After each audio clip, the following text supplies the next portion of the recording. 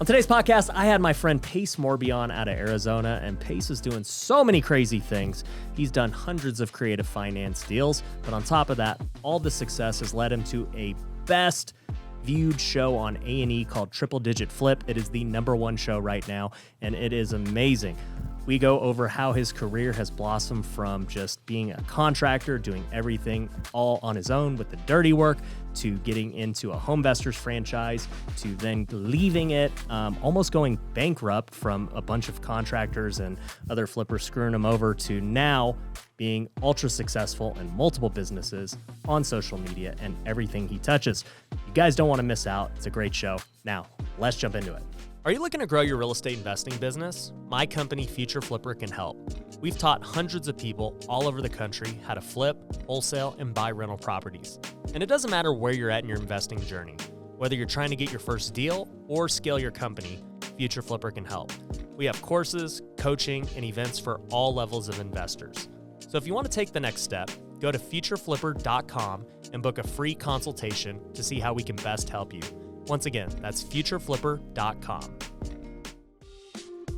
If you've ever wanted to invest with me on my real estate deals, it's now possible. At Pineda Capital, we're purchasing value-add real estate all across the country. This includes multifamily, commercial, and land development. The best part is, with my network, social media presence, and marketing strategies, we're able to get the very best deals that others don't have access to. You can join in with me on those deals if you're an accredited investor. If you want to learn more, head over to PinedaCapital.com to see our current opportunities. Once again, that's PinedaCapital.com. Welcome to the Ryan Pineda Show, where our mission is to invest. I only expect to make money in things that I understand. Innovate. It's about believing in the future and thinking that the future will be better than the past. And inspire. I am much more likely to hit my goal just due to putting it out there.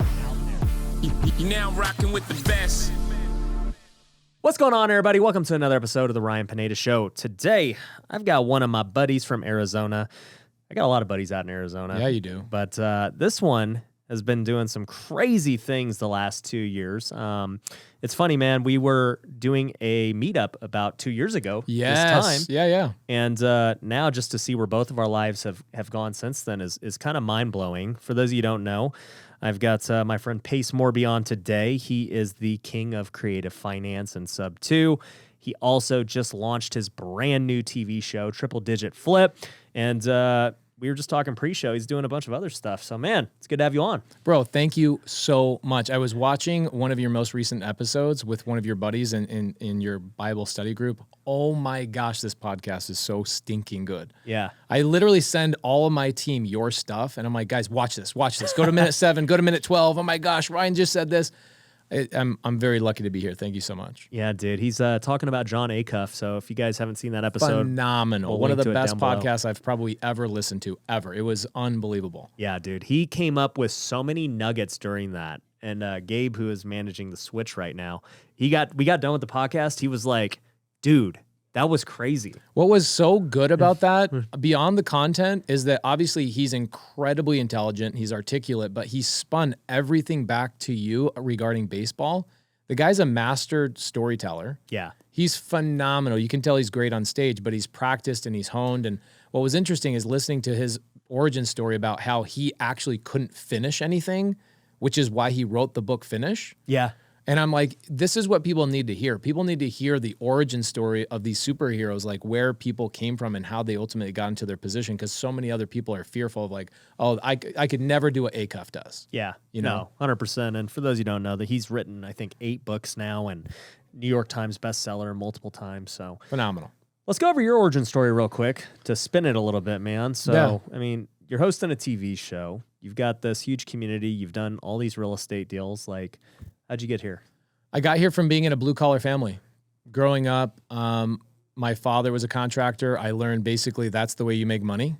My parents had 12 kids, so my dad, even though he was trained CPA and, did people's books and Rockford Fosgate, the speaker company, my dad was the CFO of that company, but still couldn't make enough money with a really high-paying job, so he would do contracting on the side. And then my dad realized, well, I can make way more money as a contractor than I ever could being a corporate CFO, even for Rockford freaking Fosgate. Isn't that crazy? Like, It's you're so managing crazy. the money. Yes. And like you're having trouble like keeping the money. Right. And my parents got to a point where they had 12 kids. We're Mormons, so Mormons. Whoa, I did not know you had 12 kids. Yeah, I'm numbered 3. There's 9 siblings underneath me. 9. Wow. I've changed more diapers than most people who have kids have changed diapers. All right. Okay, So I did not know that about you. I grew up in that household, and I just learned to work with my hands. And unfortunately, because of the way that I was taught, I'm glad I learned how to work really, really hard. But I learned to work with my hands, so I couldn't wrap my head around any other business other than trade your time, get money. And it led me down the path of construction. I ended up utilizing social media, which you are the freaking best at this, unbelievable at it. I started utilizing social media in my construction company before and afters, and I would land all of my construction jobs through my Instagram. Literally everything came through my Instagram. What year was this? 2010. Okay. Okay. And what ended up happening is I get the attention of OpenDoor and OfferPad and Zillow. And I end up getting phone calls from them saying, hey, we're launching in Phoenix. We need a contractor. I ended up being the second contractor that OpenDoor ever hired when they opened up their market. Phoenix was their first market. Now this is now by like 2015, I now have 185 employees. We're doing $20 million a year in construction, and I'm taking home millions of dollars. Like amazing, amazing lifestyle. Then what happens is I go open up Dallas for them. I open Vegas for them. And then I get a phone call from one of the heads at OpenDoor, and they go, hey, we have good news and bad news. Come into our office. And the good news is they go, hey, here's a $100,000 check. Thank you for everything you've done. But here's the bad news. We're taking our average renovation from $50,000 a house to like $1,500 a house. Good move by them, by the way. Amazing move by them. But not a great move for me because I'd staked and put all my eggs in that basket, right? I wasn't a great business owner in that regard of like, you need to be diversified. What I found is like, there's a lot of money working for these funds because they care more about having credible, good contractors doing their jobs, and they care about pinching every penny, and they paid every Friday. And what happened is I had 185 employees, like 160 of them were dedicated to the funds. So I go, okay, I need a couple of months. And I started moving my crews to local fix and flippers. And I started working for local fix and flippers and home renovations and stuff like that. And what happened is in 2015, 16, I figured out what wholesaling was. So I bought a HomeVestors franchise. I don't know if you ever knew that.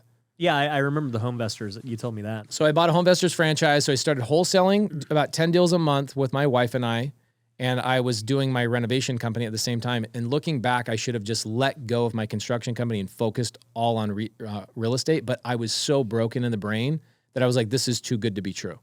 So tell me this before you go on. As a guy who already had the construction piece down, you had a company. Why didn't you just fix and flip? Why wholesale? So interesting. The funding. You just didn't have the money.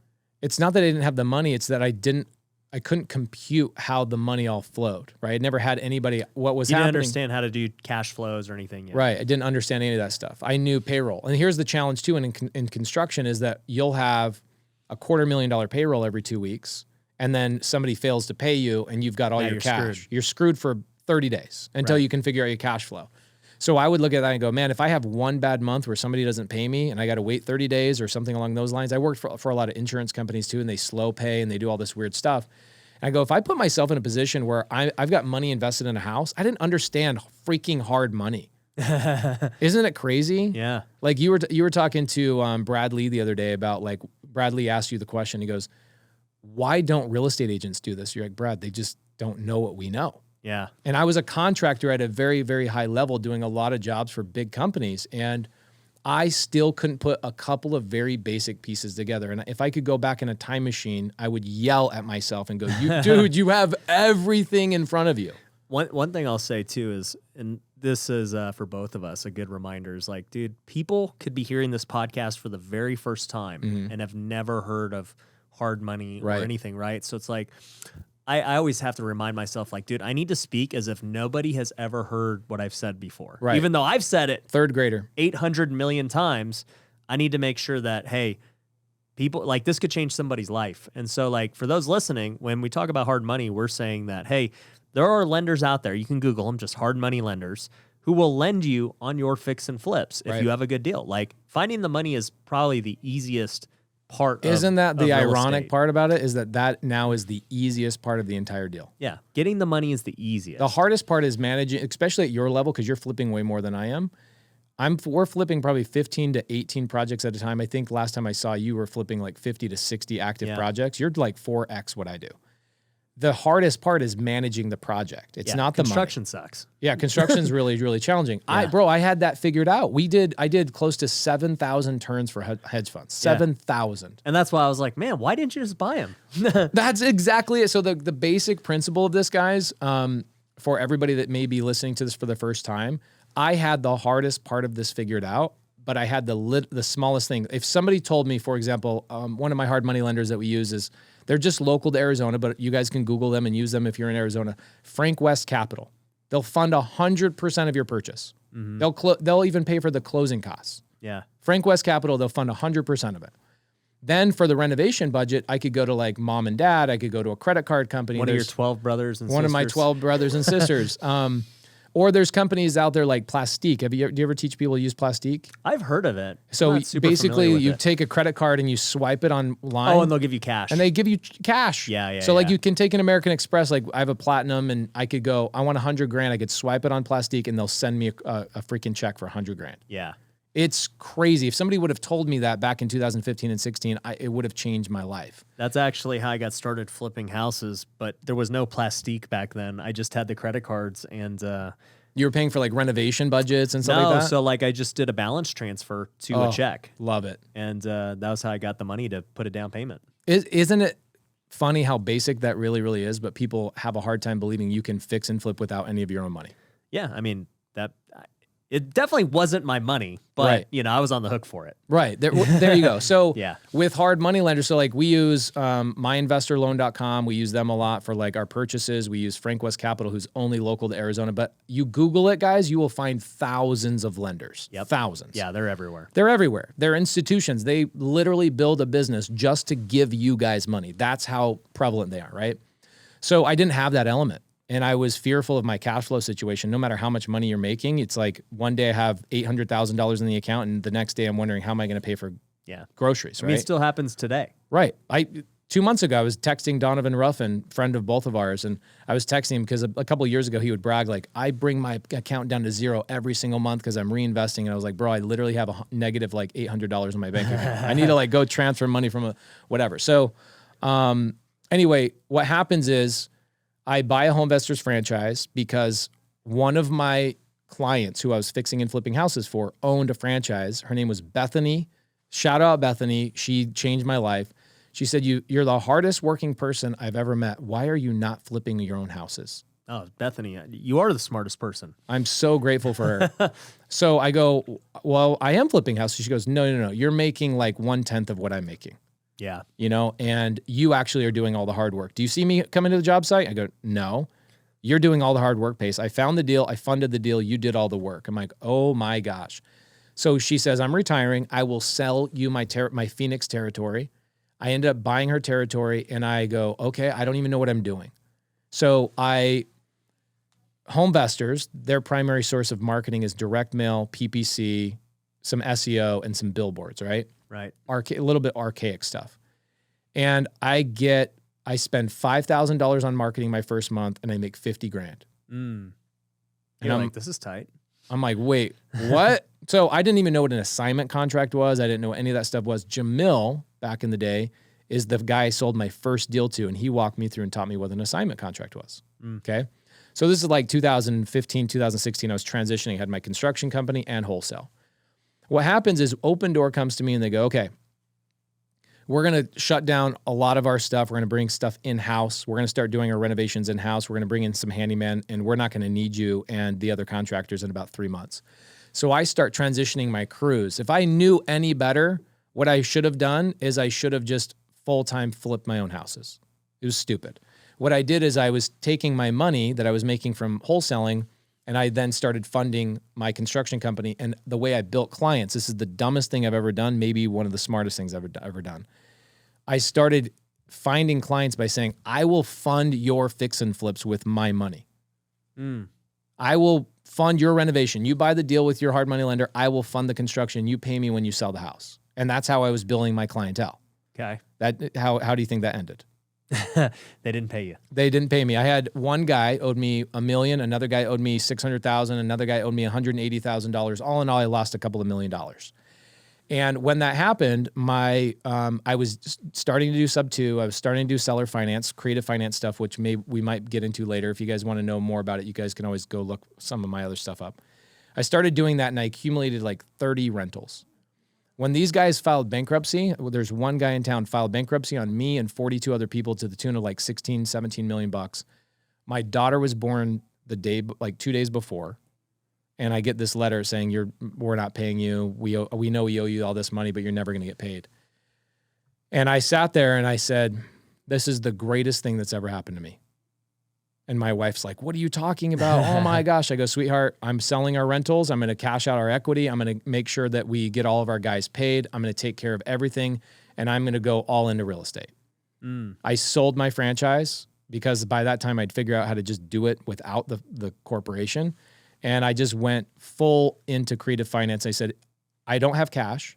I've lost the majority of my millions. I don't have cash to accumulate rentals. I need to go and get my cash flow back. And so I went on this hell-bent journey to just go, I'm acquiring every sub 2 and seller finance deal on the planet, and I'm going to document the heck out of it. And so I documented it, and within a year, everybody's like, whoa, look at this dude just gobbling up sub 2s and seller finance deals. Yeah. And it got to a point where then I bought a title company and I started understanding the title and escrow work. And then I partnered with an attorney on certain things. And I just got to a point where I knew more than anybody else did. And just the call that when you and I took a little break before, I just get calls. People go, I got a seller finance deal. I got a seller finance deal. I could buy $1 million of real estate every single day just from my Instagram. Right. Just from my Instagram. Right. It's crazy. It's crazy. And you could probably buy more.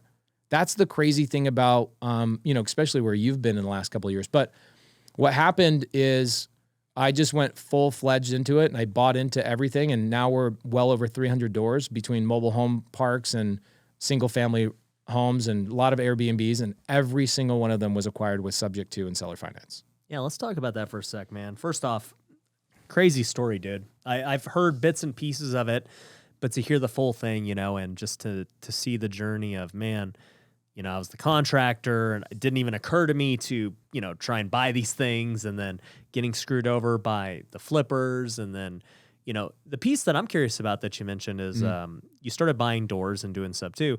Like, where did you learn it? And what made you even want to go that route? So because Homevestors wasn't teaching you. No, they did not want me to do it.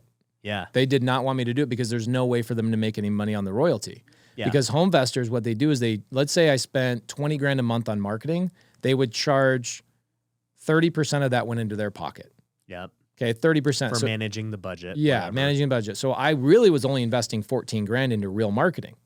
Then I would go, let's say, do $100,000 in revenue through wholesale deals or fix and flips or whatever, and they would take then upwards of 15% of that. Yeah. Okay. Right. How do they make money on a sub 2 deal that I just acquired from a lead that there's no transaction there? There's no money made on day one. Right. Right.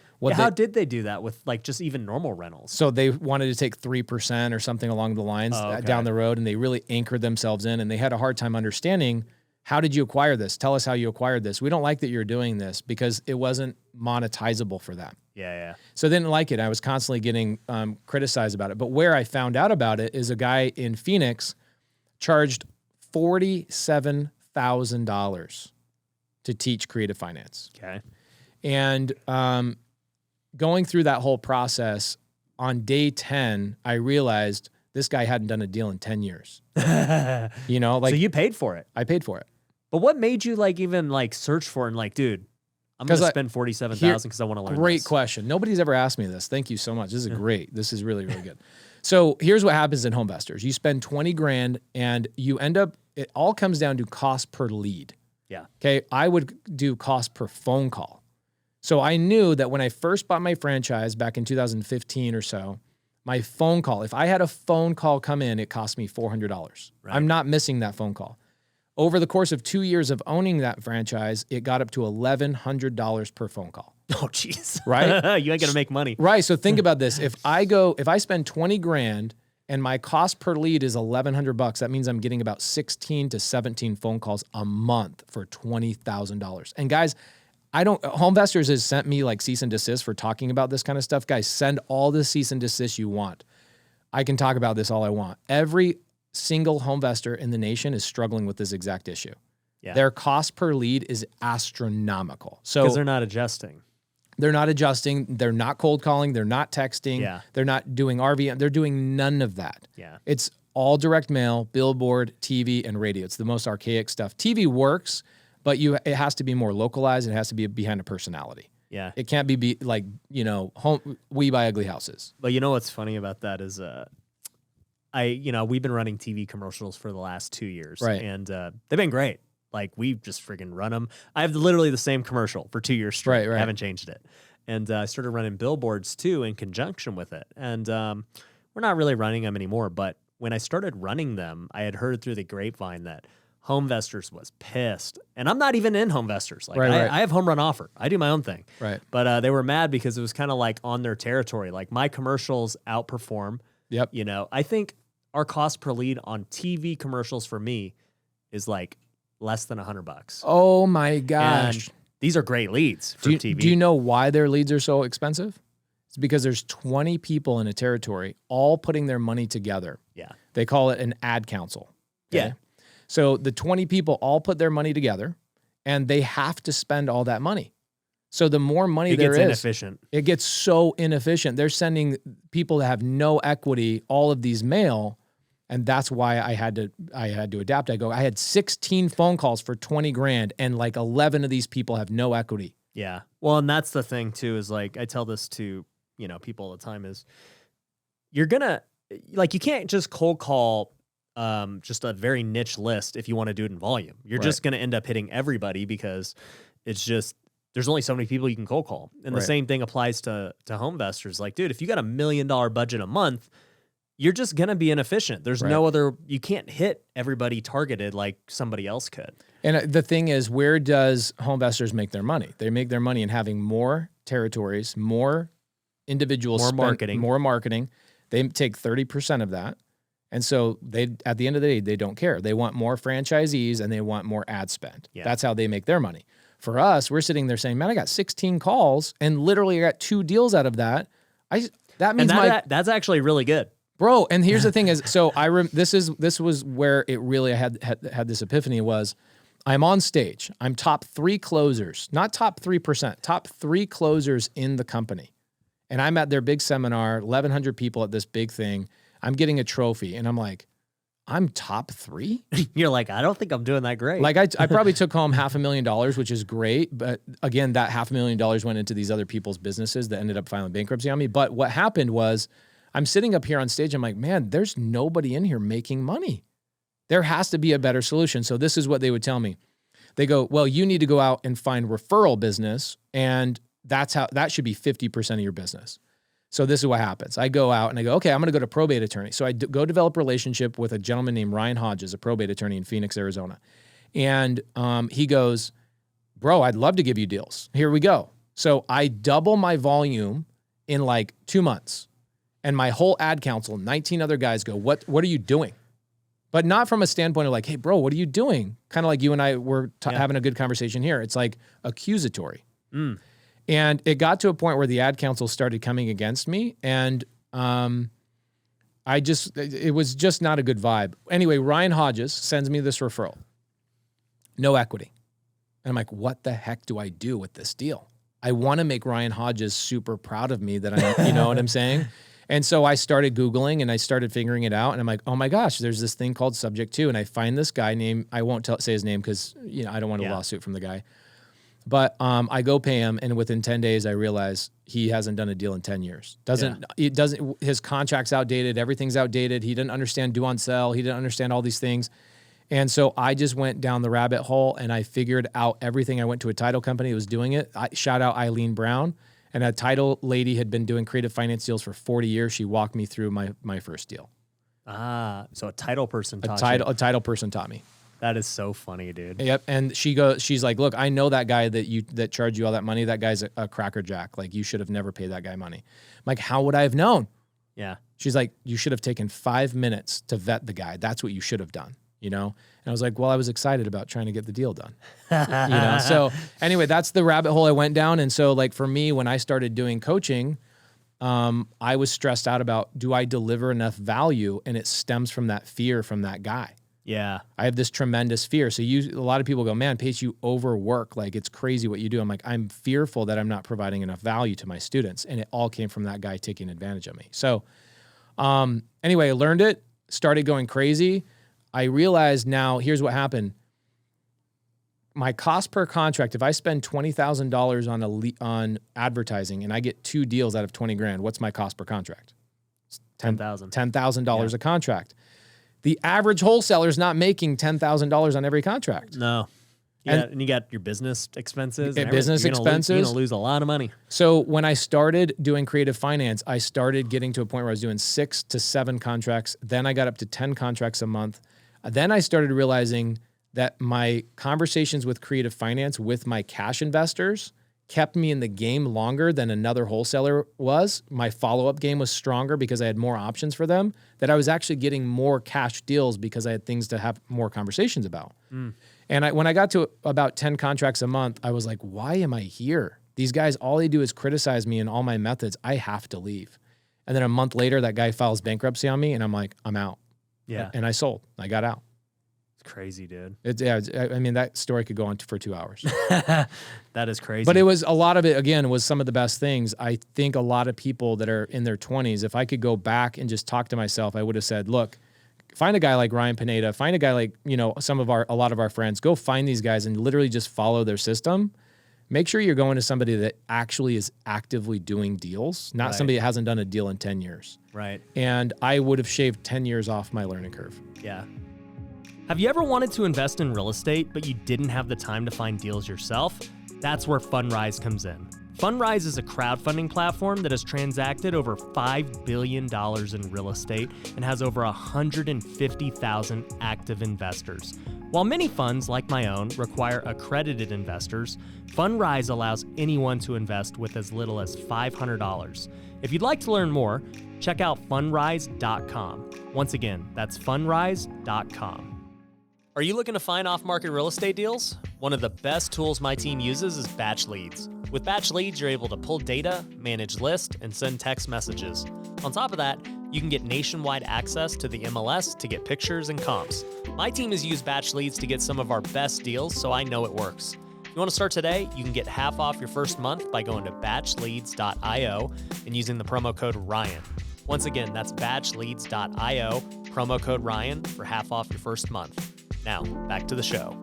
The one thing I'll say, though, is kind of similar to how I got into fixing and flipping houses was, seeing one of these TV commercials from these guys who, probably weren't really doing deals. They're just, on TV. Mm-hmm. And it inspired me to go do research like you did. And I found Bigger Pockets and I found, these things. And I'm like, oh, that's what hard money is. Like, that's what I need. Right. And that was what sparked me to go. And, I know this guy charged you a lot more than Bigger Pockets, but it did spark you down this path. So I have zero resentment. That's why I wouldn't say his name. I have zero resentment towards him.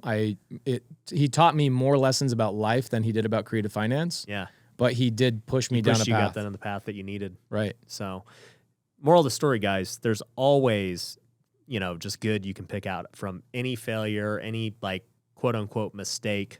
And that's how I always look at it, man. Like I've lost a lot of money doing bad deals. I've lost, money from people screwing me over like those guys. And I always look back at it. I'm like, man, what is the lesson from all this? Always. And that just occurred to me from there. As you were saying, I'm like, man, well, in the end, right? Like it was like kind of the origin story of what led you down this crazy path and to now just doing all these deals and having a TV show. And yeah, I mean, that's a crazy story in and of itself. But before I go there, the last thing I'll say to people is that I didn't know my worth, Ryan. That's my problem. I didn't know my worth. I had people that saw, how hard I work. You think probably internally you're like, this guy's a little bit crazy. He's a nut. He's a nut. But what would happen is people would see that energy source and they would put their thumbs on me. And what they would do is they'd go, oh, you can't do this, or you don't want to fix and flip. We don't really make that much money. And people would say things to me to block me into being their resource for getting deals done. And that went on for years. Dang. And even when I was with OpenDoor, like, oh, we don't make any money. You don't want to do this. We don't make any money. Well, they're kind of not lying. Right. They They're really not don't lying, make but money. they can raise billions and billions of dollars. So Right. I'm glad I went through it. I wouldn't change it for the world. I wish I knew my worth. I was brought up in a blue collar family to not be braggadocious, to not be that guy. Right. And so I just kind of kept to myself and listened to my elders and people who had more experience to me. I just listened to them. But the reality is I was listening to people that had their best interest at heart, not mine. Yeah. And I'll tell you, man, that's the hard thing to do in the world today, even at, our current level, right? Because now that you've got a following, you've got all this stuff going on, you get new people into your life and you're like, man, like, what's this guy's agenda? Bro. Can I trust this person? And so it never changes, right? Whether you're broke and you're like, man, should I invest in this coaching program? Or whether you're, already established and this guy's like, yo, I got this business opportunity. It looks really good. Yeah. Do you want to partner up on it? Right. And you have to, for me, man, one of the biggest skills is just practicing discernment on what path to take. We were talking about this pre-show of just, man, there's a lot of different paths to take here the next 5 years that, they're, at the end of the day, right? When you're a talented guy and you're a hard worker, you're going to find a way to win no matter what. Right. It doesn't matter freaking you choose the wrong path. You'll just go on the next path and it's Right. cool. But for most people, man, it's a tough thing to figure out. And it causes people, I think that causes people the most stress, like indecision, because of multiple choices. Yeah, I tell people the hardest part of being in real estate is there's too many options. There's a lot. The reality is there's way more ways to succeed than you could even, like everybody that comes on your show has a different strategy. Yeah. Right? You've had Lauren Hardy, you've had Zasha come on, you've had so many different people come on here. Everybody has a different strategy. Yep. And so when you're brand new, you're looking at all these ways, which way do I go? Mm-hmm. That's one of the most challenging part about getting started. Yeah, no, 100%. And the thing I'll say is, for anyone listening who's struggling with that, is all of those ways make money. Yes. You can make money flipping. You can make money wholesaling. You can make money with creative finance. My buddy Tim Bratz was on. He's got 5,000 units. Like, you can make Crazy. money. Like, real estate, at the end of the day, is so fun because of all the ways. One thing that I'm doing now is development. Like, we're building my house. We're looking at building an office space. Is that a house or is that more like a mall? We'll call it, it's something. We'll see. But it's just, I enjoy all aspects of real estate. I've tried all the different ways, and fixing and flipping got me to where I'm at today, but it doesn't mean that that's going to be my future. No, right? So pre-show, what I loved about it is you were talking about how for you, fixing and flipping is a tool. Yeah. It's not the end all be all. It's a tool for you to ultimately get the other things that you want in life. Mm-hmm. And what's interesting about real estate as well is that as you get any sort of success, the other opportunities come from everywhere. Yep. But fixing and flipping and wholesale are the foundation. Like, it's easy to get into, low barrier of entry, very low risk of any sort of loss. And when you find somebody that actually has a path and is currently doing it, it's like, just grab a hold of that person and follow them down that road. It makes it a lot easier. But once you're in real estate and you do a couple of deals, you like your eyes open, you go, oh my gosh, this is like an endless war. It's like a video game. I could do anything. Yeah. Well, I think if you look at the most successful investors, they're all kind of specializing in one thing before they branch out. Right. So for you, it was sub 2, seller finance, and now, you're still mainly doing that, Yep. but you can do whatever you want at this Everybody calls me, every DM I get on Instagram, every email I get is, hey, I've got a house with no equity. Hey, I've got a seller that wants too much money. That's literally every message I get. And that's your lead source to get It's my these lead deals. source, yeah. I could turn off all of our direct to seller. I could turn off everything that we're doing in our regular business. Yeah. And I could just buy $1 million a day of real estate through creative finance every day. Yep. And just from all the content you put out about it. And, something we talked about too was like, man, with lead sources and social media and everything, like one of the big things I teach our students is like, hey, get on social media, make content. It's going to be great for getting deals. It's going to be great for raising money. It's going to be great for finding employees, for finding everything. Like, you should make content. It's very important. But like, to see that you're getting so many deals from your content because it's a very niche thing is just, it's inspiring because, man, one of the hardest things to get is deals, number one. Mm-hmm. And like you've mentioned, when you're doing direct to seller, it can get costly if you're not, very, precise in what you're doing. Right. And so to get just a free deal handed to you, well, it's not even a deal yet, but a lead, Right. and to have the skills to close that lead are very important. Yeah. So went back to Homevestor days, and we'll jump into the TV show and stuff too. But going back to Homevestors, there's 19 other people in the ad council, right? Right. So what was happening with them? Their cost per lead was $1,100 every phone call as well. So Yeah. what would happen is I'd go, hey guys, I know how to handle those leads. So I realized 5-6 years ago that I could handle people's dead leads. And I start in local Arizona market, everybody started calling it the PACE method. They go, oh, just do the PACE method. Just learn how to do creative finance and raise people's leads from the dead. And I was like, oh my gosh, I feel like I have something here. And there was a moment when I sold my franchise and I'm like, I'm going full time. There was a moment before I met my current partner, Cody Barton.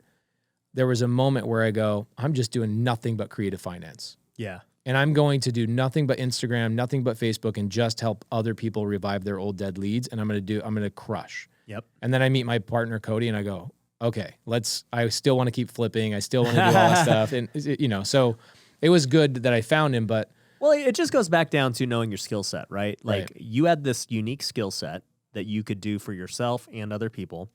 And you said, I'm going to focus on that. But it wasn't until Cody came in where you said, well, now we have two skill sets. Right. This guy knows how to do X, Y, Z. Why would I limit, him? He can Right. do this. And I've seen those same things play out for me too. Is like, man, I am good at, a few things, and it's allowed me to get to where I'm at, but I'm, really bad at a lot of things also. Yeah, that's why you have your that's why you have your sister. That's why Yep. you have Sean Bob. That's why you have you have amazing people on your team. I'm very lucky. Bro, you're not lucky. There's something, you have a talent for recruiting people. I don't know maybe it's social media. I don't know. Well, I think once again, it goes back to knowing your skill set is I'm pretty good at hiring people. And You're phenomenal at it. Phenomenal. Don't let Sean Bob and those guys hear it, dude, because they're gonna be like, dude, I need a raise, man. But no, yeah, I think one of my superpowers is hiring and delegating. And if I can just stick to doing that, creating opportunities for other people Right. and empowering them and training them, dude, then why do anything else? Yeah, I mean, you're a pure visionary. You're a big visionary. I mean, it doesn't mean you can't get things done and you're not organized, but you are a very high-level visionary. For anybody who hasn't read the book, Rocket Fuel, go read that book. It's phenomenal.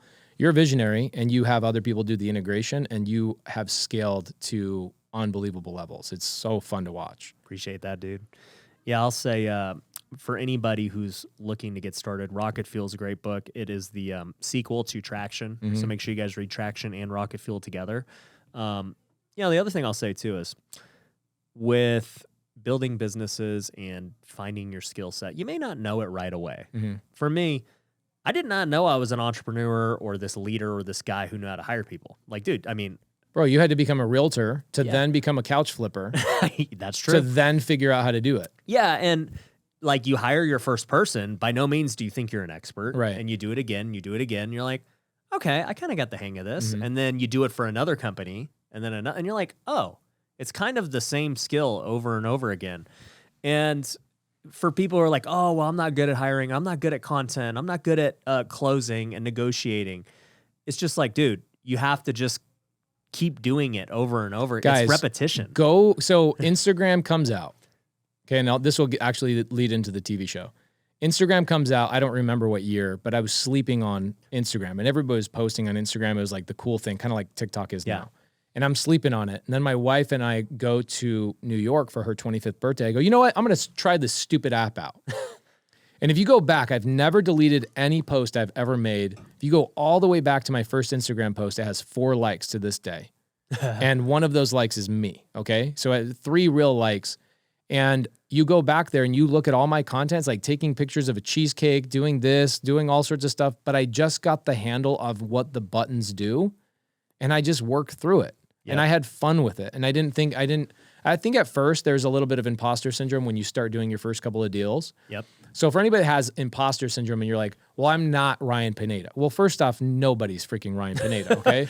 But first off, you're never going to be anybody other than yourself. So what I tell people is do the good, the bad, and the ugly model, where stop worrying about all the good stuff. Talk about, hey, this is something bad that happened that I learned from. Or, man, this was a really ugly situation that happened to me, and this is what I learned from it. Stop thinking everything on social media has to be good. this happened. I failed. I didn't hit my cold calls for the day. Just want to throw that out there, guys. For anybody that's struggling, I struggle too. You can have those conversations on social media. Just work through the motions, because social media, recruiting, raising capital, finding deals, like you said, getting a TV show, which is ultimately how we got a freaking TV show on A&E. Yep. From social media. Yep. Insane. It's crazy, dude. The possibilities are endless with social media, man. Like, I tell people this all the time. Like, once you put yourself out there, you never know who it's going to bring into your life and like how it's going to impact you. It's endless too. Like that's the tough thing. So I go, this is 2019.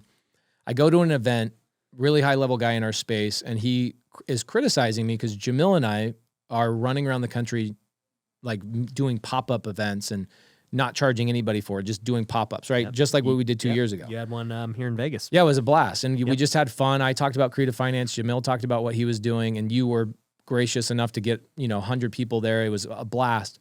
And we got a lot of people like, you're not selling anything? We're like, we don't have anything to sell. So this guy at this event goes, man, everything you're doing is non-scalable. It's non-scalable. I had no idea what that meant. And now I know what it means. It wasn't until I really understood that social media lives forever. It's like building clones of yourself to spread a message for you eternally. Right. I was sitting there saying, I'm going to go build a following and meet people, which we still do. Right. But you have to accompany it with social media. So what happens and how we got the TV show is Jamil and I are traveling around the country. It was shortly after we went to your event a couple of years ago. And I decided I'm going to go do one of my first YouTube videos.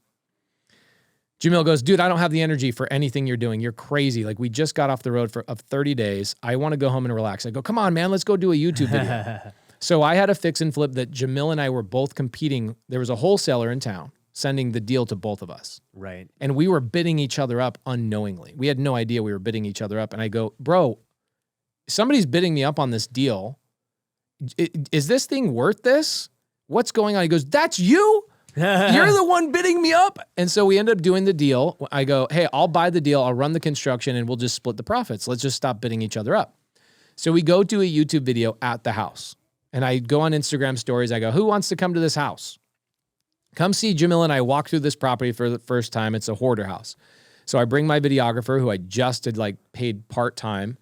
And he comes to the house. Jamil and myself and 20 people I've never met before show up to this house. And we do a walkthrough. We make a 4-minute YouTube video, and freaking A&E finds that. Just that random YouTube video. Random YouTube video. With not even any subscribers. Nothing. I probably had 200 subscribers. Yeah. 200. But here's what they liked. They go, the fact that you were willing to bring random people to your house and show them what you were doing, and you didn't charge them to be there, and you were collaborating with somebody who was your competition, that's something different. And I was like, wow. And that courtship went on for several months, and we then sat down and go, do we really want to do a TV show? Mm-hmm. And I think, good conversations you and I had earlier is like, TV is not the most popular medium nowadays, right? Like, how many people actually have cable that you and I hang out with? Right. Almost nobody. Right. But is that the most popular medium? No. However, I kind of wanted to check the box of saying, in 20 years, I want to be able to say, we had a TV show at one point, and that was really, really cool. Your kids will be like, what's that? Right, exactly. But that's a cool thing too, is we ended up incorporating my wife. My kids are on the show. I get to spend 6 to 8 hours a day with my wife and kids on the TV show. And we got incredibly blessed all through social media. Right. All through social media. Yeah. It'll be your grandkids who are asking. Yeah, they're like, what the heck? What were you guys on? Exactly. We're only into the metaverse. I know, exactly. So my wife ends up, do we do a gender reveal? That's the craziest thing too. It's like my wife gets pregnant during the show. Do we do a gender reveal on the show? Season 2, she's giving birth. And it's like, wow, okay, we're now showing people our lives. And during this, what's interesting is we're now attracting people that are also like, hey, I want a family. I want kids. I want to have a happy marriage. And it's a blessing because it's now attracting the exact kind of people I want to hang out with. Exactly. And we're having a lot of fun with it. It's a blast. And 2 weeks ago, we get an announcement. They go, your TV show is currently not only trending on Hulu, but you guys are the #1 TV show on A&E. Wow. Huge. That's crazy. We immediately get signed for season 2, season 3. We're talking spinoff already. Like, it's crazy. That's crazy. Crazy dude. stuff. Yeah. So what do you think has made it so successful? I mean, you guys are brand new. You're not really acting, but just like I mean, I'll tell you, you guys are new TV people. Like, why is it so successful? You think? I think it's successful because it's a little bit different than what other people are doing. We're actually showing people where the deals are coming from. So like Jim, last week's episode was a door knocking session. I close a seller live, which was all legit. And so people are DMing me like, dude, I just found you on Triple Digit Flip. I've never seen a show actually show people where these deals come from. Oh my gosh, I just had this epiphany. Yeah, they just have the house already. Right, they have the house already. And for me, I think that's another reason why I had a hard time when I was a contractor. It's like, yeah, I guess these people just have these houses to flip. I don't know what's going on. They just magically appear and, I'm here to fix it. Right, so Jamil and I play a lot of games. Like I'll go, okay, I'm taking you door knocking.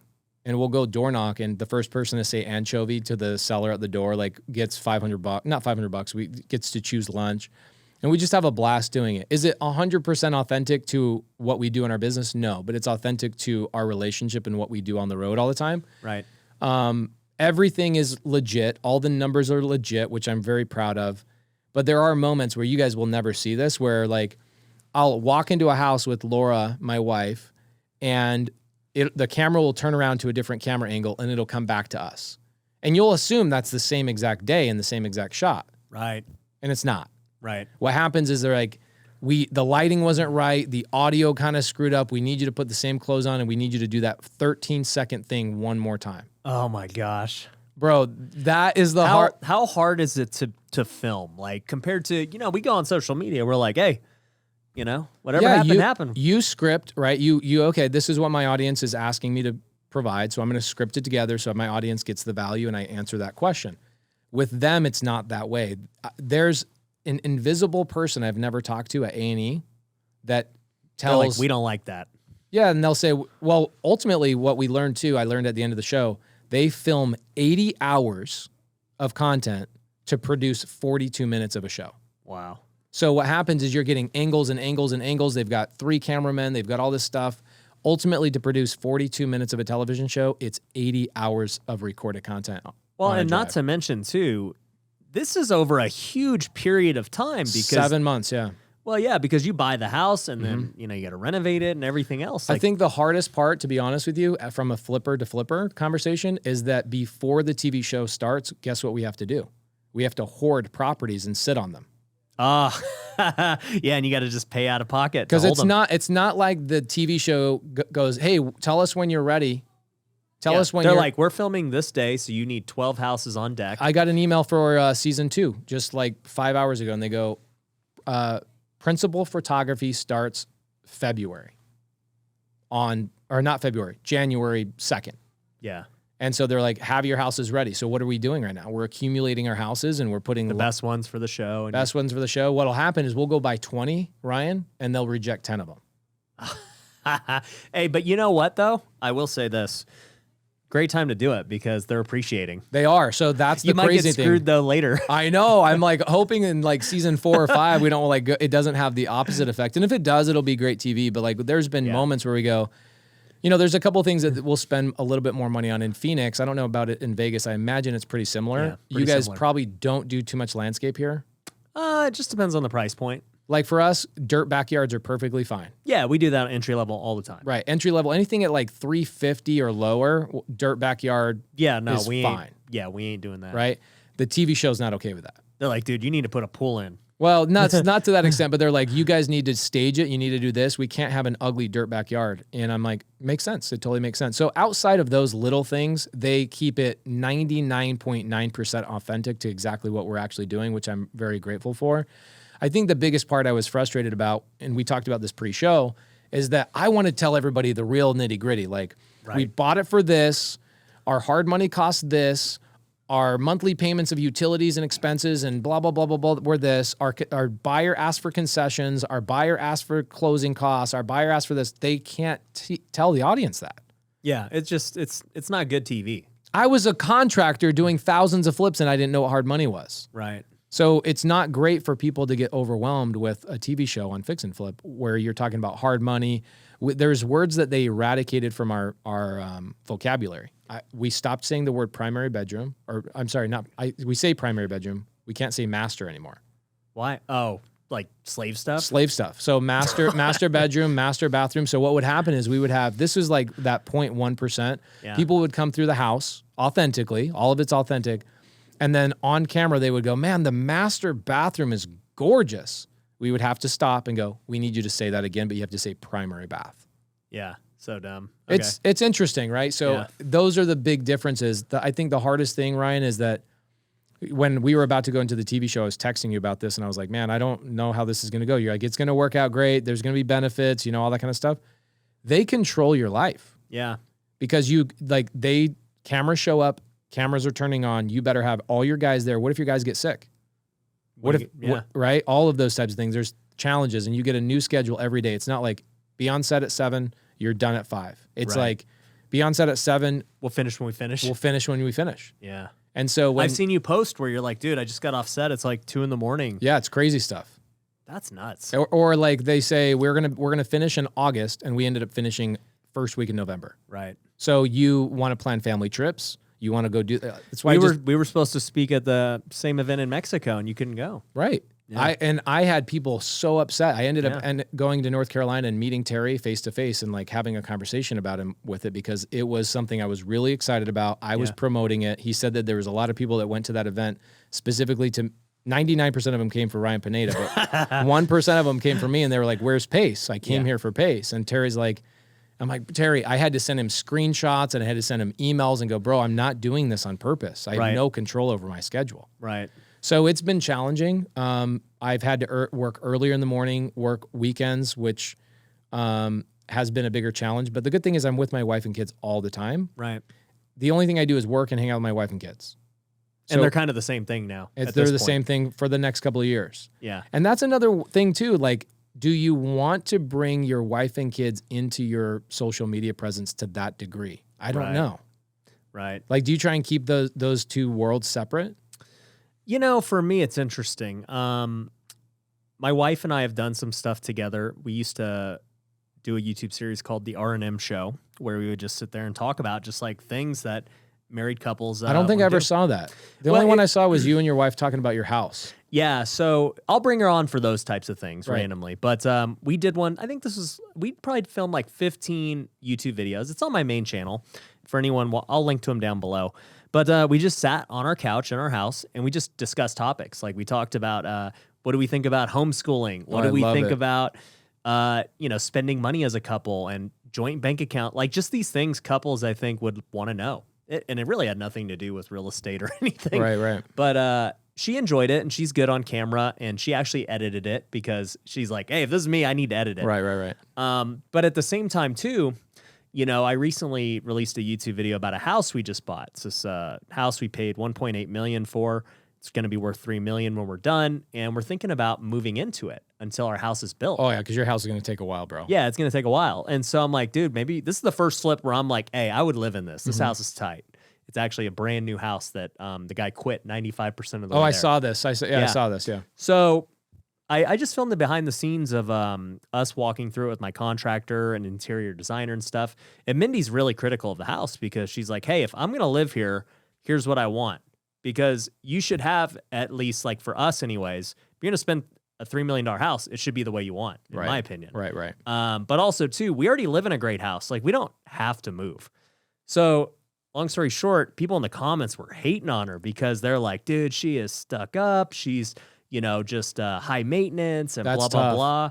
And it's like, on one hand, I could see how people might perceive that because if you just take that clip, you're like, oh, man, like, she wants like everything just perfect.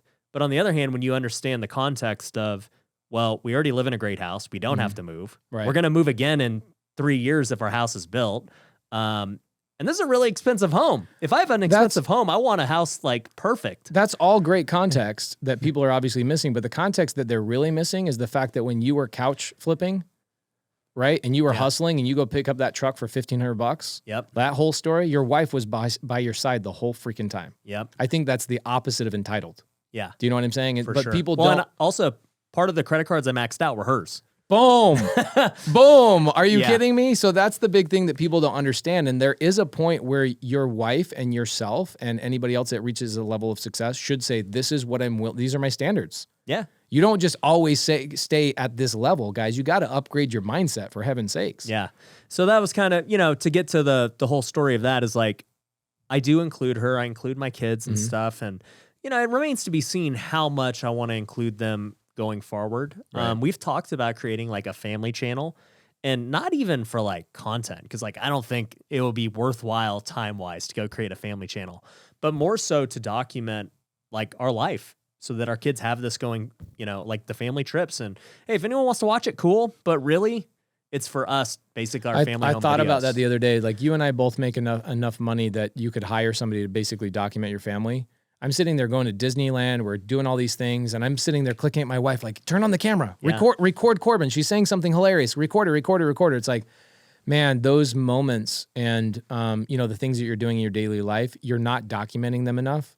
And at some point, you're going to look back and go, man, we didn't take enough videos. We didn't take enough photos. Right. We didn't tell the stories the way that they happened. You know what I'm saying? Yep. So that's something we're thinking about. And that would just be, dude, we're not trying to like make this the best channel. Like everything else is like, hey, this is a business. Like, let's really do it the best. But this is more for fun. Right. And I think if the TV show that we're doing did not involve my wife and kids, I would have had a really hard time committing to it. So when that time commitment is crazy. It would have been impossible. My wife and I wouldn't have seen each other. It would have been hard. But we went the opposite direction, where A&E says, okay, well, how do you guys envision the show?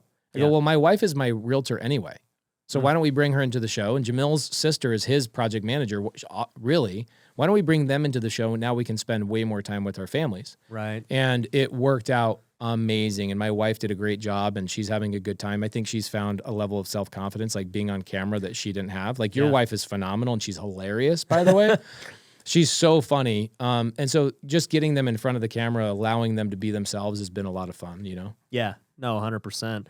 I was going to ask you, your work schedule, man, is absolutely crazy. I mean, you work 16 hours a day. Yeah. And for me, I've always been about, hey guys, I'm not going to work a lot. Like my whole deal is, let's just optimize everything, only do the things that I really want to do. Right. And for you love doing everything you do. I do. And so it's like, how do you, I guess I have two questions. Like for one, I was going to ask you, how does your family handle that? But like you just said, a lot of that work is with them. Yeah. But two, do you see yourself slowing down at some point? Yeah, so this is a great topic, because you are at a level where I want to be. Okay. In terms of, you slow down and you structure your days. I'm structuring my day. Most of my work, people are going to throw up when they hear this, but most of my work is done between 2:30 in the morning and 7 o'clock in the morning. Dude, you text me at 2 this morning. I thought you woke up at night. No. I thought you just like went to go to the bathroom, but that was you like waking up. I'm done. I'm showered. I'm raring to go. Okay. Okay. Because you talked about this. It's the slingshot effect with your buddy. Acuff was talking about in the morning and in the night. Those are the two most critical parts of your day. Right. So for me, it's the only time where people don't need something from me, and I can actually focus on reading books and planning out my day, emptying my email, replying back to everybody, going through my Slack channel, all of our companies. I don't have as many companies as you, but I'm a couple shy of you. And I go through all my Slack channels, reply to everybody, do videos, do all that kind of stuff. And then I'm ready to start my day. And so when people are like, man, you haven't looked at your phone for 5 hours. I'm like, yeah, because I did all my texting, I did my emailing, I did all my messaging early in the morning. I'm done. Now I can focus on what I'm doing. And so it's always been like that for me. But now what's happening is in the afternoons, I'm done. Like I end early. I don't go till 9, 10 o'clock at night like I used to. And now business opportunities come to me, and guess what I'm saying to them? No, not you interested. Don't need it. I don't need it. Yeah. But 2 years ago, 3 years ago, 4 years ago, when these things happened to me and I had to rebuild my whole company You're like, structure, I'll do whatever. I had to go, and you went very vertical in your business, where it's like, okay, I'm fixing and flipping. Well, now I'm running into, handling books and accounting and financing. And I have a lot of buddies that are running into that issue too. I'm going to start my CPA firm. Yeah. I'm going to start my brokerage. I'm going to do this. Yeah. There's a point where you have enough of that. And when one thing rises, the other ones rise as well.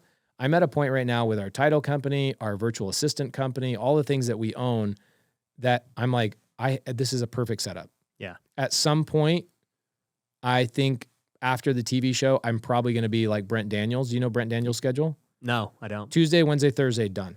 That's it. Doesn't work Monday, doesn't work Friday, doesn't work Sunday, Saturday or Sunday.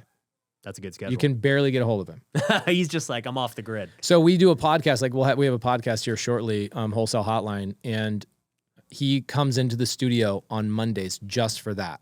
And then he goes home. His team runs everything, right? He's figured out what works for him. And I think that goes down to is like, what do you actually want? Yeah. Right? You figured out exactly what you want. I think I'm at that point of knowing exactly what I want, and I have just about everything. Now it's at a point of just keeping it efficient. Yeah. And hiring better people, right? We talked earlier, like there's certain things in my media company and my brand that I want to, hire a couple more people, and then I'm done hiring. Like I have everything I need. Just get those A players and let them run it. Yes, better than you and I could ever do it. So my schedule is 2:00 in the morning usually. Crazy, I know. All the way until about 6 or 7 o'clock at night, Monday through Thursday, and then Friday, Saturday, Sunday are like half days for me. When do you go to sleep? 10. So you sleep 4 hours a night. 4 hours a night, yeah. You're like Kobe Bryant, dude. You ever hear Kobe's story? Yeah, it's crazy. Like people going down to the gym and he's already like not just done, he's like showered and done. Yeah, but I mean, like that was his whole deal. He would like wake up at 2, 3 in the morning, and he's at the gym at 4, just ready to crush. And I think we're like, you and I are very lucky. I think what people need to understand about real estate is that it's kind of like going back to high school or even playing baseball. Like you looked forward to baseball, yes, because you loved the sport, right? But you also had a lot of buddies in it. Yep. And you look forward to hanging out with your buddies. For me, I look at real estate as my sport that I get to hang out with all my buddies. Yeah, it's not work. You enjoy it. We enjoy it. We both do. Now, I'm very lucky. My wife is my realtor, so I talk to her 10 times a day, and we have a great relationship. She's amazing at what she does. So I don't ever feel like there's a disconnect of like I'm sacrificing work to be with my family, and I think that I'm lucky in that regard. Right. Other people don't have that. No. Yeah, because their family's in something totally separate. And, right. Yeah. No, I've always been curious, man, because, I see you on the live streams. I see you, filming the show, obviously still running your existing businesses, running your education. I'm like, holy cow, this dude, like, does he, is it like the Harry Potter thing where, he's got that thing that makes 2 of him and then he can manipulate time? So I'm not at your level yet, but I feel like my delegation is probably 85, 90% of where you're at. And I have, like, this morning as I was driving up here, I drove because I'm driving to Reno to buy another house. And I'm voice texting everybody. Like 2 o'clock, 3 o'clock, 4 o'clock in the morning, I'm voice texting everybody. I've got people on the East Coast that work for me. I purposely have my bookkeeper and my media manager work both on the East Coast so that when I'm up at 5, it's 8 o'clock their time. Yeah. So I've structured my life that at 5 o'clock I can get a lot of stuff done. And it used to not be that way. I would sit there and just be antsy, like, wake up, guys, let's go. You know what I'm saying? Get on my level. Come on. Exactly. Yeah, I think the moral of the story is, like, to be successful, you got to figure out what works for you. Right. I've seen this happen so many times. Like, people are like, man, what's the best time to work out? And I'm like, honestly, the best time to work out is freaking when you're going to do it the most consistent. Such a great point. You look at, like, Brent Daniels does it at noon. Yeah, look, noon is a weird time to work out in the middle of the workday, but hey, if you get it done at noon, do it. For me, it's always been the morning. I just want to get it out of my way. Right. There are some people who are like, oh, well, your testosterone levels are up at night and this. I'm like, hey, if I'm going to overthink to that level, I'm not going to do it.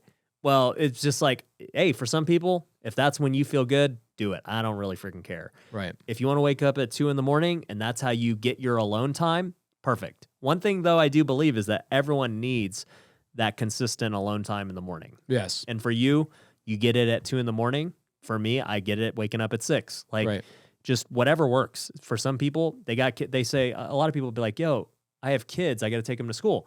I'm like, well, wake up an hour earlier. Like, it ain't rocket science. It's crazy to me that it's that rudimentary and people just won't do it. It's like you should be up, showered, ready to go before your kids because you need to lead by example first and foremost. Like, you shouldn't be clamoring to get to your kid's bedroom at 7 o'clock. Hey, get up, get out of bed. Yeah. You should be up and raring to go. Like this morning, I was stressed out yesterday, like super stressed out about one topic. I was like, okay, the topic was, and we talked about it earlier, I was texting Alex Hermosi, who both you and I are friendly with, and a couple of our other friends. And I was like, what is the solution to get people to take true action? Yeah. Is there a pill? Like, is it like a red pill or a blue pill? You take the blue pill, you're an action taker. You take the red pill, you're just lazy. What is the easiest way to get people to take actual action? So this morning I read an entire book I didn't read it. I listened to an audio, audiobook for 4.5 hours. I listened to a book. Most people don't have any time in their day because they wake up right when their kids wake up. They come home from dinner and they turn on what your buddy Acuff talked about. The average American watches 35 hours of TV a week. Yeah. As long as, part of that is triple digit flip. It's yeah, fine. exactly. But, there you go. Other than that, yes. that's too much. Yes. So, no, I'm with you, dude. Like, people need to really we all have 24 hours. That's the point I'm making is like, dude, you choose to sleep 4 and wake up at 2, and you have a very successful life. Your family is seeing you. Like, you've built your life in a way where, like, hey, I work with my family, so I can work more. I love to work. Like, it's not like I'm forced. I have enough money. I just want to do it.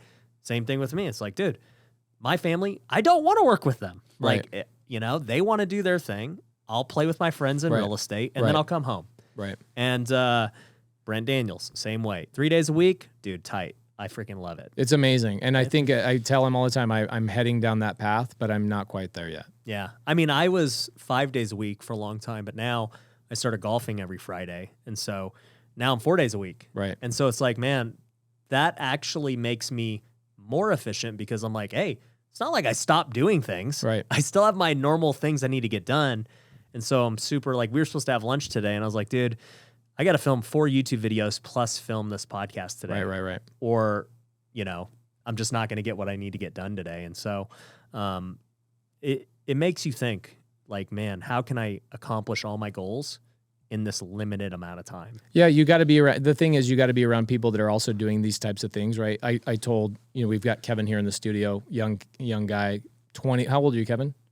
21 years old. Oh my gosh. If I could rub shoulders with a Ryan Pineda when I was 21 freaking years old, just being around the energy of somebody who's so specific about what they want in their life is unbelievable. Which, anyway, going back to like the time machine and why I didn't fix and flip, it's like because I was around the wrong freaking people and I was learning the wrong information from people that wanted to control what my, capabilities were. Yeah. So, dude, it's been amazing watching you from 2 years ago. And it's amazing that you gave me the time and energy this afternoon to tell me like what your plans are, because I realized also when we were sitting down, I go, Ryan, like I have a little bit of FOMO every time I look at what Ryan's doing. Everybody, I'm sure everybody does. I go, Ryan has what Ryan wants. I don't want what Ryan has. Yep, exactly. You guys have to be very specific about that in your life. Like when we took a break, I go, bro, this guy is on another level. He's unbelievable, but he has things that I don't want. Yep. I have things he doesn't want.